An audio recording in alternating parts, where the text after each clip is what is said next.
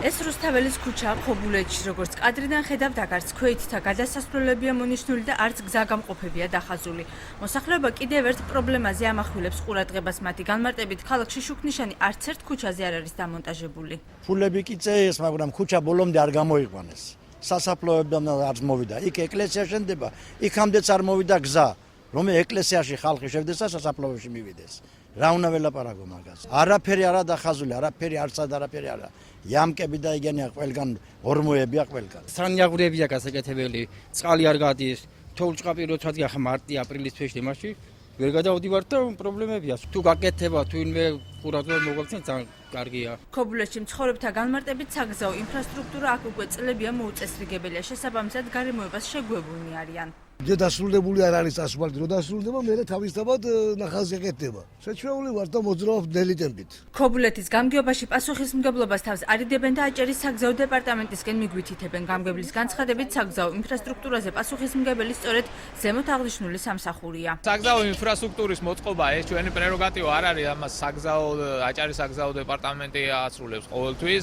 ამასთან დაკავშირებით ჩვენ ხშირად გვაქვს, ვთქვათ, საჩივრები ადგილობრივი მოსახლეობისგან, თუმცა ჩვენ ყოველთვის შუამდგომლობთ აჭარის საგზაო დეპარტამენტთან და შეძლების დაგვარად ისინი აკეთებენ ყოველთვის. ქობულეთის გამგებელს არ ეთანხმება აჭარის საგზაო დეპარტამენტის უფროსი კახა შაშიკაძე აცხადებს, რომ ქობულეთის რუსთაველის ქუჩა იმ გზების ჩამონათვალში არ შედის, რომელთა რეაბილიტაცია მთავრობამ მათ უწყებას დააკისრა. აჭარის საგზაო დეპარტამენტს გააჩნია გზების ჩამონათვალი ნუსხა დამტკიცებული მთავრობის მიერ, რომელ გზებზეც ახორციელებს ინფრასტრუქტურულ სამუშაოებს. მათ შორის არ შედის ქობულეთის რუსთაველის ქუჩა. თუ კი ქობულეთის მუნიციპალიტეტის გამგეობას არ გააჩნია ამისი არც ფულადი რესურსი, ან თუ არა აქვს ბიუჯეტში ჩასმული, უნდა დააყენოს საკითხი აჭარის ავტონომიური რესპუბლიკის მთავრობის წინაშე და მთავრობის დავალებით, რა თქმა უნდა, საქართველოს აჭარის საგზაო დეპარტამენტი აღნიშნულ სამუშაოს შეასრულებს.